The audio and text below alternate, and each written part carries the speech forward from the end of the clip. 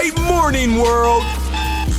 Welcome to the Rise Up with Dragon podcast with your host, Dragon.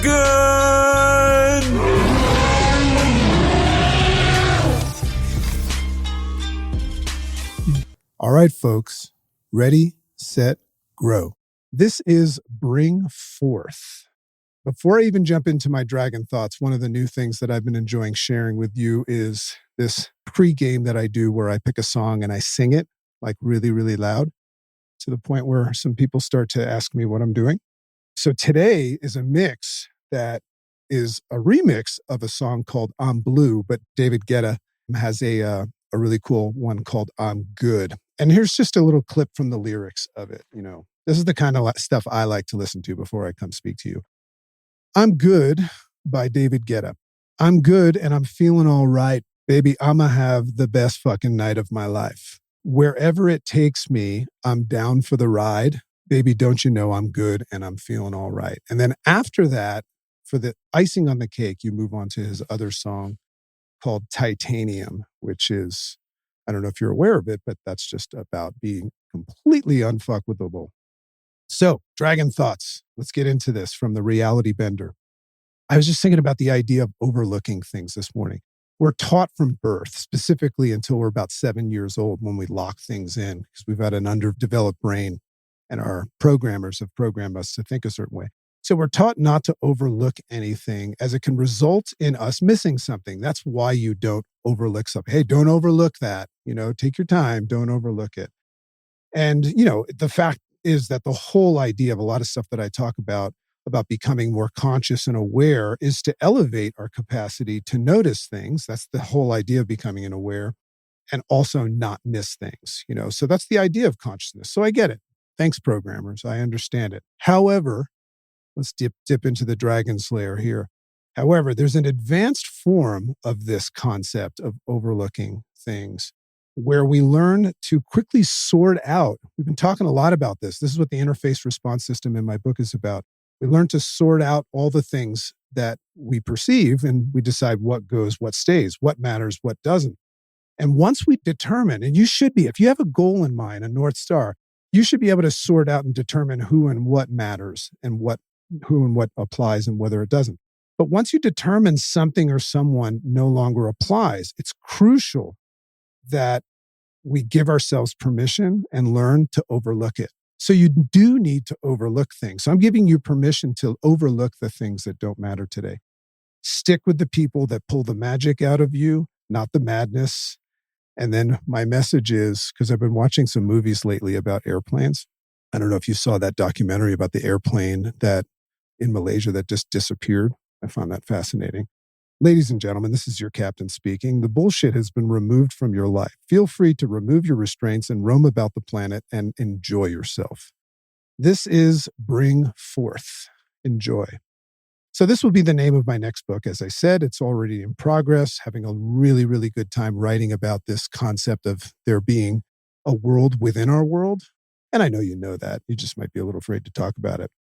So when I went to experience plant medicine in the jungle of Peru, which was really nuts for me. Whenever I think about it, the craziest part about it wasn't the idea of doing it. It was like going to the Amazon jungle by myself, you know, getting in this little canoe and going 2 hours down the Amazon jungle, seeing 25-foot anacondas and pink dolphins. Did you know that? Sloths and all that kind of stuff. And the boat was being, you know, navigated by a guy named Hawk, right? So I'm like, fuck it, I'm going. But anyway, one of the things, you know, that I experienced there was this idea of creating an intention before the event. So they always tell you before you sit with plant medicine to create an intention, right? And what I would tell anybody that is going to go experience that, if you feel the calling for it, that is a crucial thing. I actually saw people that went there and said they didn't get anything out of it. They didn't have an intention. So my intention that I created was to bring forth the truth. That's what I wanted to know. I wanted to know what else there was. Bring forth the truth that's there and beyond. This is something that I knew and beyond what it was that I could see with my programmed, you know, wet piece of meat in my skull. That was my intention. What I say invisible realm of possibilities and potential This idea of saying you can do anything you put your mind to it, right? There's actually a world that exists that you can go to where that actually is true. It's omnipresent. You don't have to actually believe in yourself. It just is. So I went there with that intention, that invisible realm of possibilities and potential that I was previously incapable of seeing. So the intention, here's what's cool about intentions. Feel free to have an intention today. The intention actually created this space of openness where this other space of attraction took place. So that's another thing is if you're looking to attract things into your life, you need to create space for it. So it has to do with focus and intention. So that's how I did that. But the plant medicine, so I had this intention, but I hadn't seen it yet. It had not come forth to me yet. So what the plant medicine did, it was like a conduit. It was like a vehicle that took me from where I was into town, and I think I was probably trying to get into town in a rocking chair before that because I never actually got there. But the plant medicine acted as some sort of augmented reality set of glasses. And I don't know if you know what augmented reality is, but it's not virtual reality. It's when you put on some glasses, which just like my Make Sense glasses that don't even have lenses because I don't need them anymore. But augmented reality is when you put on these glasses and all of a sudden they expose things that you didn't know were there that are there. Simple form of that is like this Pokemon game that kids play where they look at their phone and they see a Pokemon jumping in the room that others can't see it. So that's what the plant medicine did is it gave me the power of this augmented reality to see other things. So that was the concept of bringing something forth. And I've got news for you. There's ways of doing it without plant medicine. And that's what I'm learning now. But to bring forth means to attract or have something come into the now that was not visible in the then. That's the idea. And I don't know how open you are to that, but I think that's a pretty cool way of looking at life because if this is it, I think this sucks. And, I know we're supposed to be grateful, but I guess I'm grateful for what I have, but God, there's so much more and I'm open to it. Another way of looking at it is to accomplish this, we must learn to surrender the preferences of the conditioned mind. Are you ready to surrender the preferences of your conditioned mind? I just like the way that sounds, right? To burn up any previously opposing states by remaining non-reactive to anything that is appearing in the field of change. I'm going to invite you to listen to that again at some other point. So to burn up any previously opposing states by remaining non-reactive to anything that is appearing in the field of change. If you can grab that one today, man, you're going to level up. So I love that idea. To remain non-reactive is the key to remaining open, and remaining open and non-reactive is the key to becoming unfuckwithable. You know what that means? That means that no matter what happens, you're non-reactive to it. That's another way of saying unfuckwithable. It requires the release from judgment and the practice of open curiosity with no predetermined opinion. Try going through your life today with no preloaded, predetermined opinion. And it's not easy because your mother, father, teacher, preacher, and now society has loaded this and locked it in your brain. And you got to do a lot of work, a lot of consistent, habitual, transformational work to create new neuroplastic connections so you can see things differently. So you got to practice it. In my book, I talk about something called praction, which is the combination of practicing and action-based stuff. Praction. You can become a practioneer, a practitioner.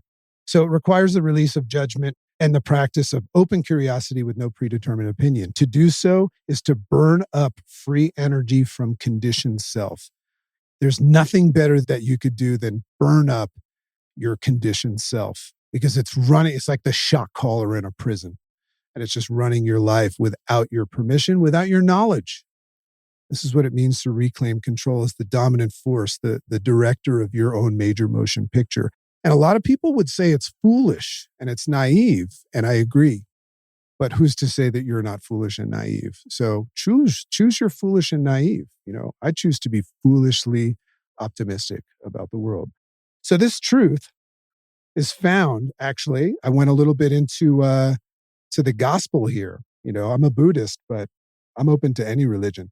This truth is found in the Gospel of Thomas. I don't know if any of you are digging on the Gospel of Thomas, which says, if you bring forth what is within you, already within you, what you will bring forth will save you.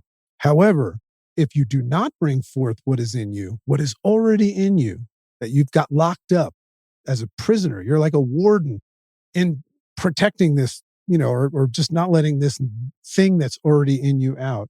If you don't let this out, if you don't bring forth what is already in you, what you do not bring forth will destroy you. So check yourself before you wreck yourself, right?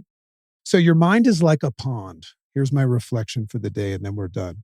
Your mind is like a pond. Your thoughts are like waves and ripples in that pond. Get that visual for a second.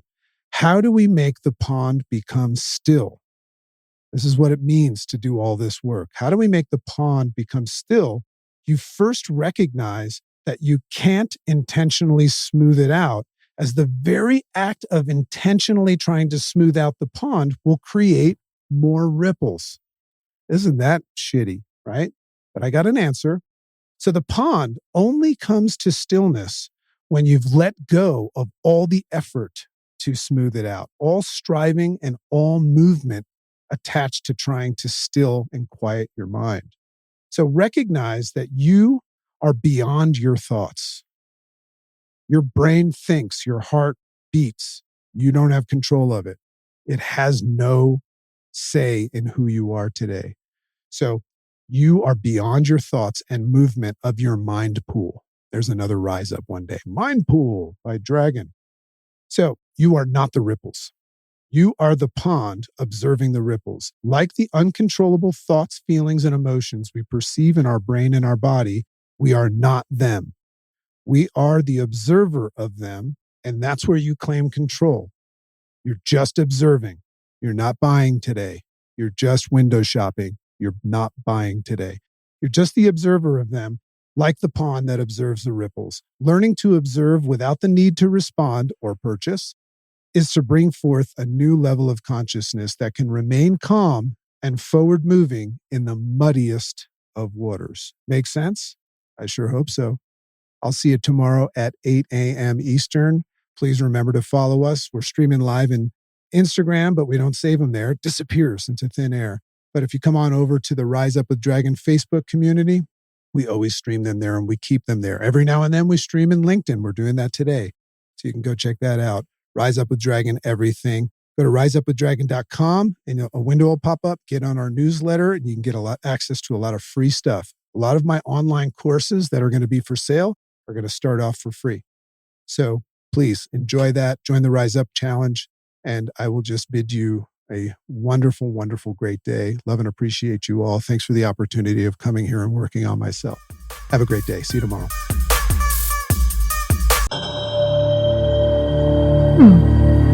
Makes sense.